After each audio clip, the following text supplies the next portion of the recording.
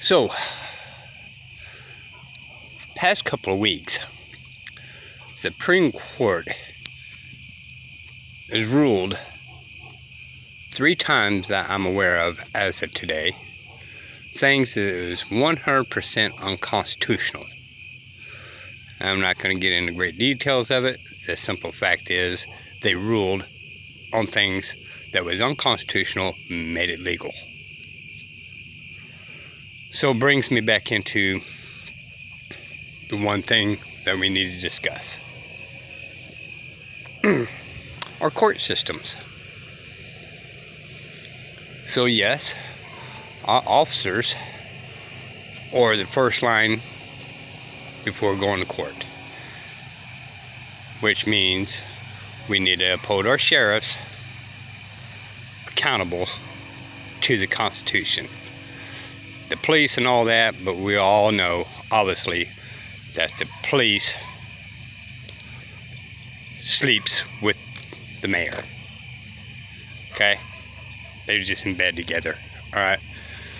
And our sheriffs are in bed with them too, but we have a remedy for that. It's called voting, confronting the sheriffs. So that is our defense mechanism. Talked to you guys a couple of times about this. The sheriff has the authority to arrest judges. That's dishonorable. Mayors is dishonorable. Anything at any time outside of the jurisdiction of the Constitution of the United States of America. Which leads into the court system that we're all brought into. Alright? So, argument's sake, speeding ticket. You go to court. Cannot throw the Constitution up there because you're not in the Constitution courts. Period. It may surprise a lot of y'all. So, this is how the court system works in short term. 1, you got to challenge the jurisdiction of the courts without a lawyer. Lawyers are sleeping with the judges. They're in bed together. Alright? And the judges are sleeping with the lawyers. So they're on the same side. So recognize one simple thing. When you walk in that courtroom, whether it's your lawyer, district attorney, and the judge, they're all 3 working together. They pretend they're working for you, but they are a member to the bar union. Now what's that mean, y'all? In legal terms. In legal terms, that means there's conflict of interest. Everybody's against you. Now your witness for that ticket is going to be what? A paid officer. So again, what's that mean? Now you got your lawyer that's against you. You got the district attorney that's against you. You got the judge that pretends like he's going to hear these cases, but is against you. And you got the officer against you. Alright? So recognize that. As soon as you get an attorney, he may make it a little easier and a little bit better for you, but in all actuality and playing out blunt, they're all playing footsies with one another. So let's just say some of your auditors out there win a case, that's fine and dandy. What they're doing is because since it's insurance money, not really costing the town money, but at the same time, you're going to win the case of just a simple fact, they don't want it more advertised than it actually is. And they don't want to proceed any higher. The higher you go, the less power they have. All right? Tech, by all rights. You go into the Supreme Courts and all that, it starts leading out of their jurisdiction, and everything starts showing up on records and all that kind of stuff. So usually they settle out to keep the basically in a hush-hush mode. Okay? So they want you to be on mute. So the best bet is to learn a little bit about this, and I'm still in the process of learning it. I learned a lot. I'm just not really good on paperwork. Alright.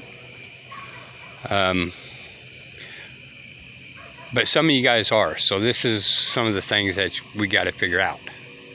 Alright. And dig into. So when you do represent yourself in court, this is a couple of things you need to know. Number one, to challenge jurisdiction of the courts. They won't tell you, but the Supreme Court says they have to. But yet, tell me one time they actually obey the laws themselves. They don't. Alright?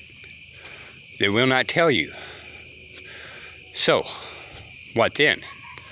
Well, you still don't give them any information. You still challenge them, because we cannot proceed forward unless you understand what jurisdiction of the court you're under. Okay? The key word. Well, do you understand? No, I don't understand. We cannot proceed forward because I do not understand what jurisdiction of the courts I'm under. All right? The key word is you got to understand, and you say no. Okay? You got to think about lawyers. The way they speak in court is, in fact, a foreign language to you. So how do you understand a foreign language if you never spoke it? Right?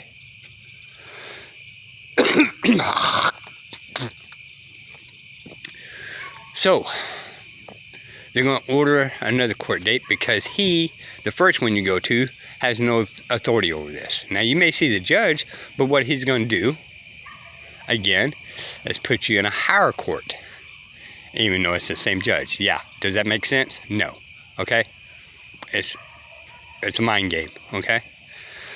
Well, this is going to happen 3 times, and they may dismiss it, and there's paperwork you got to follow. All right? Which, again, I'm not wise on. That's things that you guys gonna have to learn. All right. So, what jurisdiction of the court you actually under? That is the key word. If we're not in Constitution, what are we under? All right. And I'm gonna go by this simple term. We are in Admiralty Maritime Contract Law. Okay? And it goes for everything. So I put the key deal in there as a ticket for driving. Don't matter what it is. It's okay? Just any particular ticket, okay? So, that driver's license is a contract. So in general, what it did is put you into contract law. Okay? Well, that goes on civil, right? Well, no. They like to say that. But they had no power over that. Alright? It's trapped into a maritime admiralty court. Well, some of you guys may know, well, that's by the sea. Yeah. It goes into a lot more deal. But yeah, they managed to work it in there. Okay? So, what is jurisdiction? There's a couple of them. 3 of them, okay? So you got Common Law Constitution Court. You got Admiralty Maritime Court with the / contract, okay? Then you got the Military Tribunal Courts. Now this all can be the same judge. He has all that. Well, how does he have it? Because we the people let him have it. That's how they have it. We still do have federal courts that he does not want you to go to. Okay? Because it goes in federal courts. If there's any loss or this, that, here, and there, well, the federal courts get the money and not the judge. Okay? Yeah, it goes into bonds and all that, and you got to study bonds. But in essence, when you go, it's that's the 3 jurisdictions of the courts. Okay? So, how do we change it? Well, you got to, number one, challenge the jurisdiction of the courts. But you got to play them as fools instead of you being a fool. Alright? Number one, you cannot make a plea. Because once you make a plea, you entered into their jurisdiction. So you actually entered the courtroom. Without the jurisdiction of the courts and them telling you what jurisdiction, you would never technically enter the courts. When you don't give your name, you technically never entered the courts. Alright? Now we're going to go with the common law, which is still in the United States. Just nobody knows it. Now common law is under the pyramid of God, man, and government. MLT, maritime, and all them is basically, in a lot of ways, government, man, then God. Okay? Now, just so you guys know, whether you guys are religious or not, and this is a side note, they do actually have a lot of Bible text and uses it in the courtroom. Okay? Now, I can't get into details because that goes into way more stuff. Okay? But, yeah. And basically, common law is more of the kind of religious side anyway. That when you enter that courtroom under common law, that courtroom is called the People's Court. Now, I know what you guys say. Well, we have this TV show called People's Court. Yeah, where do you think they got that? That was from common law. That is your courtroom under common law. They are there to figure out if I've caused harm while I'm under that common law. Alright? So, you never tell them your full name. And they will send a guard / sheriff. Okay? And you may go to jail. But you got to hold strong. Because they cannot and should not, and you make sure you have witnesses to the fact of what's going on. Okay?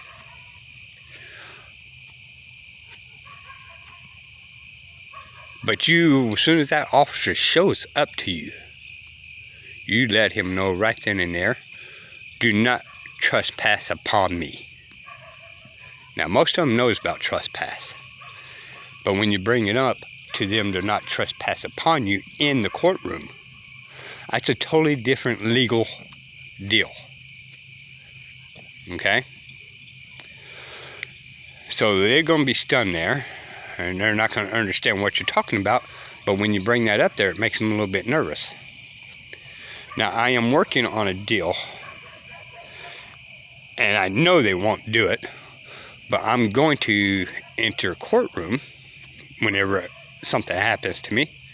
But I'm going to have a contract that's on record that I want that judge and tell him plain out, all right, I want to enter the Constitution courts. Do you promise you're going to uphold the oath of office under the Constitution? If he says yes, you give him the form and basically demand him to sign that, saying that if he leaves the Constitution and goes into MLT or military tribunal, that you or him or her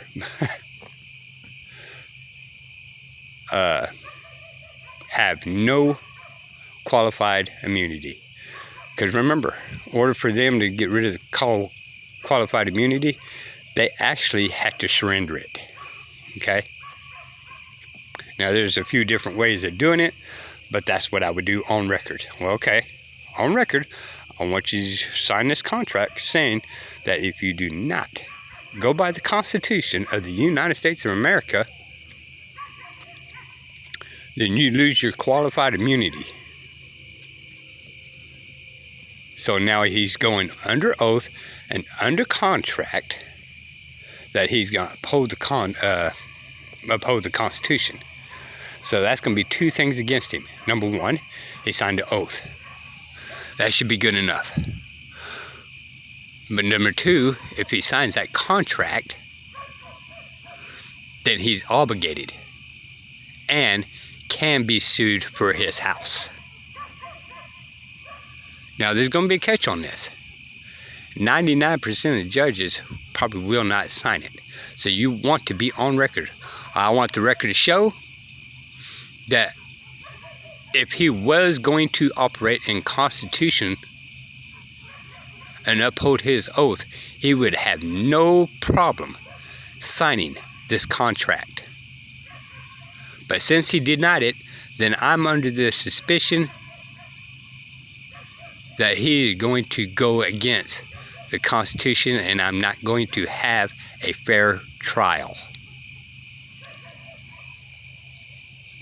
See how this is working?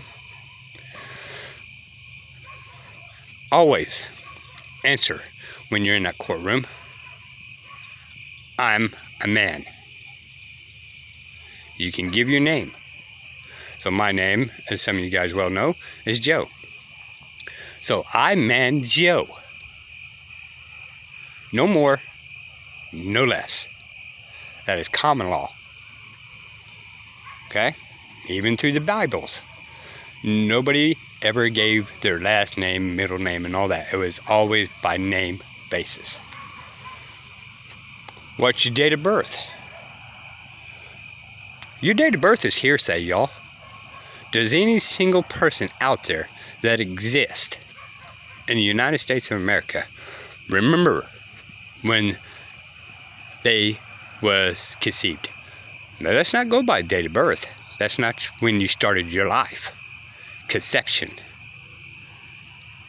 Okay? Even if you decide to go by the birth, you're still too young to know for a fact.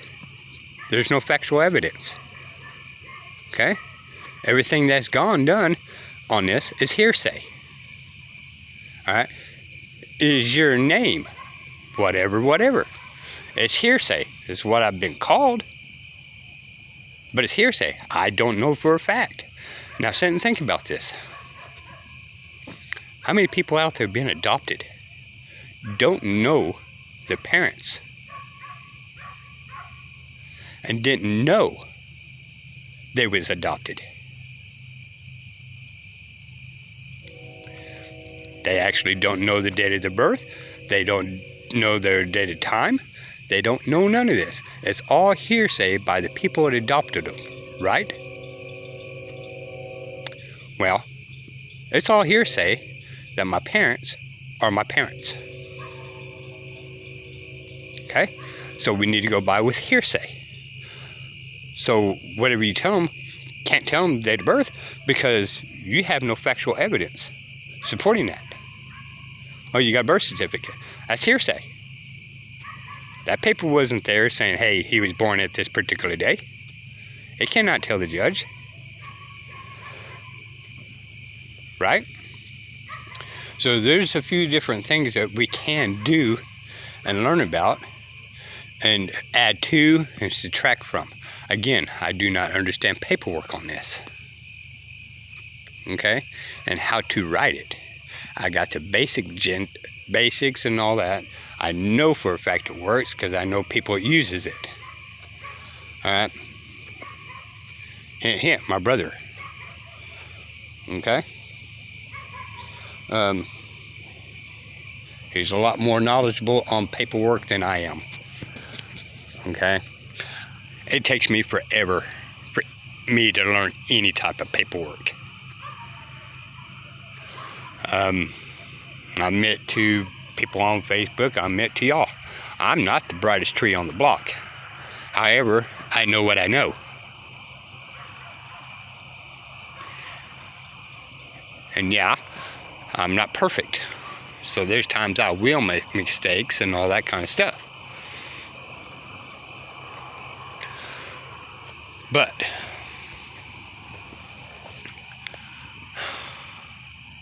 it's a starting point, y'all. We need to get these judges in line. And if we quit using these freaking lawyers and start doing these things on our own at a minimum, I mean, use these on your ticket. Practice. You know, start digging into what we can and cannot do. Alright? Start looking up the common law. And since it's legal in the United States, and actually it's pretty much the law of the land anyway. And you can actually research this in England because England's actually common law too. It came from England to here. But Constitution is the same thing in a matter of speaking. Okay?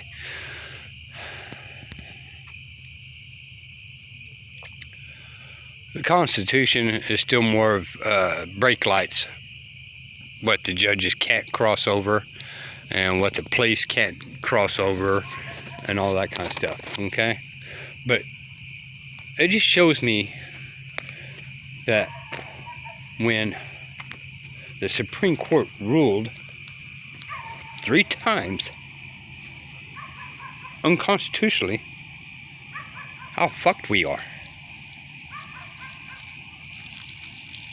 Pardon my language.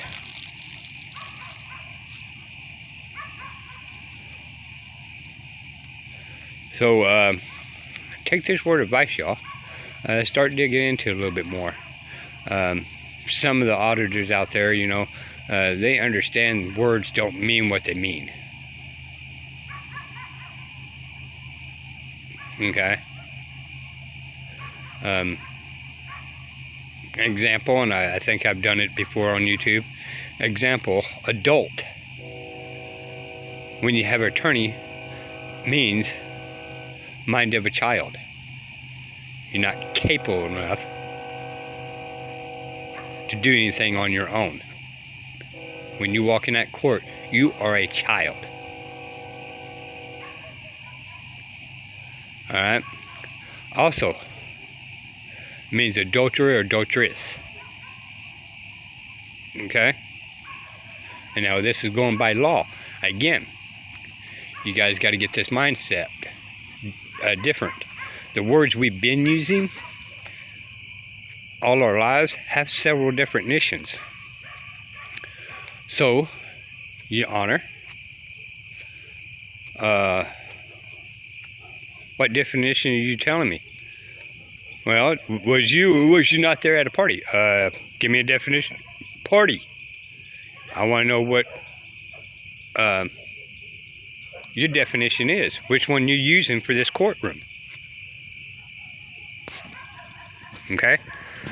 Are you an adult? Again, what definition are you using? Are you telling me I'm a mind of a child? Or are you telling me I'm an adulterer? or adulteress for some of y'all. And by the way, when you are in the courtroom and you represent yourself, you are age and majority, and you let them know. I walk into the people's court as a man and as the age of majority. Okay? These tickets, these summons, okay? Send it back. Deny contract. That ticket that they send in the mail, or the what you sign with the police officer, if you absolutely cannot sign, if you can get by with it, do not sign that ticket. You signed a contract. If they get the information and get you the address to take you to court, you send it back in the mail. I deny contract. I don't understand this word. What's the definition of this? Definition of that. Definition of this. Definition of that. Because, once again, y'all, they're not using the definitions that you understand. If you're going to be charged, don't make it easy. And practice these things on the, you know, any type of like a little tickets. You know, I'm not saying anything for your insurance, but you know, maybe you do a couple little ticket things that's minor and on purpose, just to learn the process of it. I'm not saying to do it. I'm just saying you may want to. Because when you go up to the courts, they expect you to know what you're doing. And if you're weak in there, that judge is going to eat you, and that district attorney is going to eat you. Alright? They're going to swallow you whole. Number one, the district attorney is not even going to know what the hell you're doing. They will be completely lost. The judge will. Don't play judges stupid. They absolutely do know what you're doing. They absolutely do know that you're trying to get them in common law, and they're trying to keep you out of it. So don't think they're stupid. Okay? They don't know a whole lot of common law, but they know enough when it comes up. Okay? And they will try to put you back into the MLT contract courts. You got to hold firm. You got to be strong, because a good chance, you know, you challenge the jurisdiction of the courts, you're going to jail. Okay? They don't like it. They don't like being challenged, and it's illegal for them to do it, and it's illegal for that officer. You want everything on record. If you got a friend or what there to film it behind the bench, man, that's the best thing to do, because trying to get the cameras up in the courtroom is almost impossible, even though it's legal for you to get it. I expect you to be there all day, because once you challenge the jurisdiction of the courts and there's witnesses around, they're going to throw you off to the side, and you're going to tell them, no, I want to take care of it. Now, I'm here for the remedy. I'm not saying I'm guilty. I'm not saying I'm innocent. But I need to know what jurisdiction of the courts, and I want to have this problem resolved today. Anyway, that was the point of this video, and I'm taking a little too long on this.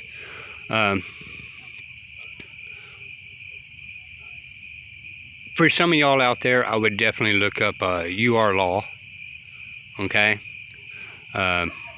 They kind of help on the legal side of the courts and represent yourself. Again, I try to go into staying in the common law area, mainly because I don't mind messing around with the attorneys. I don't want them knowing what I'm doing. District attorney, okay? I want him confused, or her. And the judge is going to understand it, what I'm doing, but he's going to try to And that's another thing. There's going to be a lot of ejections. So you make sure you time these injections just right. I eject, Your Honor. I eject. Well, we still need to... is this you? I eject, Your Honor. I, man, Joe, no more, no less, still looking for the jurisdiction of the courts. You have not answered this. We cannot proceed forward. You take demand. You take control of the courts. You, judge, cannot proceed any forward until you tell me what jurisdiction of the courts I'm in. Stay firm. Maybe a little bit more later on. It's been 30 minutes on here, and that's long enough for y'all. Again, I would look up UR Law, just get a little more simpler idea, and you can spend more time than my little 30-minute video and pick and choose on that. Again, they're going to be operating on more of the lawful side, but they got several good ideas in there. Some work, some don't work. It just depends on the judge. I'm more on the common law side. And don't give my information under the Fifth Amendment, y'all. Not to incriminate myself. Regardless what laws and all that say, your name is incrimination. You're incriminating yourself for the courts. Your date of birth is incrimination for the courts. No, your driver's license, your insurance, your registrations, it's an incrimination for the courts. It is, if you uphold the Fifth Amendment, they cannot legally force you to show them. Under the Constitution. But see how that is? How they tricked you? They're saying, well, it's Texas law. Well, I live in Texas, but they say Texas law, you know, New Mexico law. Yeah, but it's still incrimination. So under the Fifth Amendment, I'm not going to incriminate myself. Well, we're going to take you to jail, and we'll find out that way. Well, you got to stay firm, y'all. To break this habits, you may have to go to jail. No matter what, you don't agree. Well, so you, Joseph, you know, don't agree what your names are. No, I'm a man, and just first name. Do not ever agree to the full term.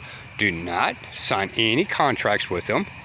The number one problem that people go to prison over, of getting out of prison when they've been wrongly accused, is they signed a contract giving up their constitutional rights. It's specifically in the papers that if you do this plea bargain, you are to give up your constitutional rights. Well, number one, you never had it in the first place. But number two, they want to make sure you don't use it again. Now, why is that? And all you criminals out there, look on your paperwork, read it when you made a plea bargain. Did they or did they not say that you give up your constitutional rights?